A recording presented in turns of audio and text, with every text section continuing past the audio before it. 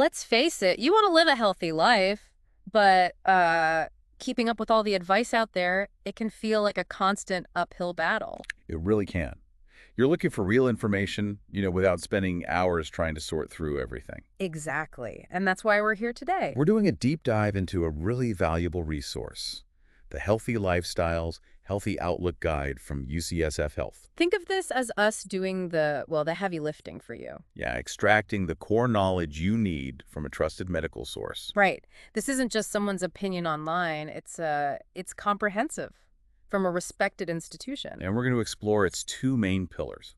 First, healthy lifestyles, that's the physical side. And then healthy outlook, which is all about our mental and emotional health. Yeah, our goal today is really just to cut through the noise. To lure the actionable steps, the key insights from this UCSF guide directly to you. Right. We want you to feel empowered to make informed choices, feeling clear, in control, not overwhelmed. Okay, let's get into it. Healthy lifestyles first. For kicking things off is physical activity.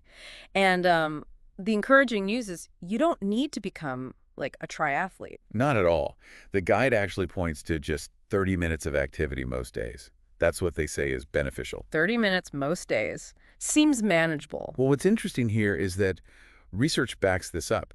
Even that sort of modest amount of regular activity, it can have a big impact. It's not just burning calories. It strengthens your cardiovascular system, can, really lift your mood. Yeah, and they say you can break it up too, right? Exactly. That's a key point. Yeah. Breaking that 30 minutes into, say, 3 10-minute chunks throughout the day still counts, still effective. That's really good news for, packed schedules. Totally. And they give examples, like what kind of activity? Yeah, nice range. Anything from a brisk walk, maybe playing a sport you like, dancing, yoga, or, going for a run. So it's really about finding something you enjoy enough to stick with. Precisely. Consistency is key. Okay, so moving on. What we're fueling our bodies with? Diet. Ah, yes, diet. The emphasis here is on a balanced approach. Low in fat, rich in the good stuff, fruits, vegetables, whole grains. And when they say low in fat, do they get more specific? They do. They recommend a diet that's low in saturated fat and cholesterol, and also moderate in sugar, salt, and total fat content. Moderate, okay. The focus on whole grains, for instance, that's crucial. They give you sustained energy. They're packed with fiber. Right, good for digestion, blood sugar, all that. Exactly. Stuff that often gets overlooked when you eat more processed foods. It really makes you think about reading those nutrition labels more carefully, doesn't it? Definitely. Okay, now let's talk about something maybe we don't always connect with daily health routines. Injury prevention. Right, an important one. The guide covers some really practical steps here, starting with the basics, like always buckle your seatbelt, wear a helmet if you're biking. Standard stuff, but always worth repeating. And it goes beyond that, too. Like what? Like having working smoke detectors and carbon monoxide detectors in your home. Simple things, but they can be lifesavers. Critical early warnings. And it also touches on being aware of your surroundings when you're walking alone. That element of street smarts. Right, situational awareness. And for those who own firearms, it's very direct. How so? It talks about recognizing the inherent dangers of having a gun at home and the absolute necessity of strict safety measures. Just reporting what the guide says there. Got it. So a really comprehensive view of safety, thinking about different kinds of risks. Exactly. Okay, next area. One where the advice is pretty, clear-cut. Smoking and alcohol. Yeah, no ambiguity here. The guide strongly advises against smoking. Full stop. And if you do smoke. It really encourages quitting. It even points out UCSF has its own cessation program, which could be a helpful resource for people. Good to know. And alcohol. The key word is moderation. And they have some very firm nevers. Never drink before or while driving. And absolutely no alcohol consumption during pregnancy. Critical points. Absolutely. Yeah, for everyone's safety and well-being. Following that, the guide touches on substance abuse and sexual health. Right. For substance abuse, if you feel you might be struggling with drugs or alcohol, the guide suggests reaching out, talking to someone you trust. Just acknowledging it might be a problem is a huge first step, isn't it? It often is, yeah. And sexual health. What's particularly important here is the emphasis on consistent condom use. Right, for reducing STI risk, including HIVs. Significantly reducing risk, yes. But they also make a really crucial point. Condoms aren't 100% foolproof. Okay. So having open conversations with your healthcare provider about STI screening, still essential. And what about other birth control? Also vital to understand, as the guide clarifies, other forms like the pill or implants, they do not protect against STIs or HIV. Only condoms offer that barrier protection. That's a really, really important distinction. Okay, let's move to something we do every day, hopefully. Dental hygiene. Hopefully, yes. Yeah. The advice here is pretty straightforward. Brush after meals. Including after drinks other than water. Yep, and definitely before bed. They recommend a soft or medium bristled brush. And flossing. Absolutely. Stresses the daily use of dental floss. It's those, consistent little habits. They really add up for long-term oral health. Prevent bigger problems down the line. Makes sense. Exactly. Okay, last one in this healthy lifestyle section, sun safety. Ah, yes. Summer's coming. Well, depending on when you listen, the main advice is try to stay out of direct sun, especially during peak hours, Which are? generally 10 a.m. to 3 p.m. And cloudy days don't count as safe, right? Correct. That's a common myth. Harmful rays, they penetrate clouds and water, too. So protection isn't just for bright, sunny days at the beach. So sunscreen. Yes. Use a broad-spectrum sunscreen, SPF 15 or higher. Broad spectrum means? You're protecting against both UVA, think aging rays, and UVB, the burning rays. Okay. SPF 15 or higher. Yep. SPF 15 blocks about 93% of UVB. Yeah. SPF 30 about 97%. And don't forget sunglasses. Right. Eyes need protection, too. Definitely.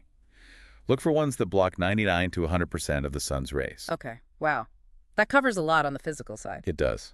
That's the healthy lifestyles part from the UCSF guide. Now let's shift focus to the other major section, healthy outlook. This is the part that really drives home how important our mental and emotional state is for, well, everything. Overall health. Couldn't agree more. It starts with social connection and community. Highlighting the real value in staying connected. Yeah. Family, friends. It's fascinating, really. As humans, we're just wired for social interaction. Yeah. Maintaining those bonds isn't just, nice. It has tangible benefits. Mental health, even physical health. And community involvement. Also important, the guide points out the positive impact of being involved in your community, gives you a sense of purpose, belonging. Absolutely. Okay, next up. Positive mindset and lifelong learning. Yeah, the guide encourages actively cultivating a positive attitude and making time for activities you actually find enjoyable, fulfilling. That makes sense. And the learning part. Well, it's not just about immediate happiness. The guide emphasizes the long-term health benefits of keeping your mind active, engaging in lifelong learning. Keeps the brain sharp. Exactly. That continuous intellectual stimulation, it really seems to contribute to cognitive function, overall well-being, especially as we age. Good point. Okay, the next part. Healthy intimacy and stress management. Some really vital areas here. Definitely. The guide defines healthy intimacy quite broadly. How so? It emphasizes that while it takes many forms, the absolute key is that it's always consensual, always free from any kind of coercion. Consent is crucial. Got it. And stress. Ah, stress. The guide lists some common signs that you might be overloaded. Things like trouble sleeping, Yeah. frequent headaches, stomach problems, maybe feeling more angry or irritable than usual, and maybe turning to things like too much food or drugs or alcohol for comfort, using them as a crutch. Recognizing those signs is a really important first step, I imagine. Huge, because then you can start managing it effectively. And the guide offers ways to cope, healthy ways. Yes, definitely. Really practical suggestions. Regular exercise, huge stress reliever. We talked about that earlier, too. Right. Healthy eating habits, also key. Practicing relaxation techniques. Like deep breathing, meditation. Exactly. Those kinds of things. And also talking to people, reaching out to trusted individuals, family, friends, maybe people in a faith community. Building that support system. Yeah. Having healthy outlets. That's the core idea. Don't bottle it up. Okay. Then the guide moves on to sleep. Pretty fundamental. Oh, absolutely. The general recommendation for adults, around 8 hours of quality sleep per night. 8 hours. Allows the body and mind to rest, recover. It's foundational. Finally, in this healthy outlook section, they address mental health directly. Yes.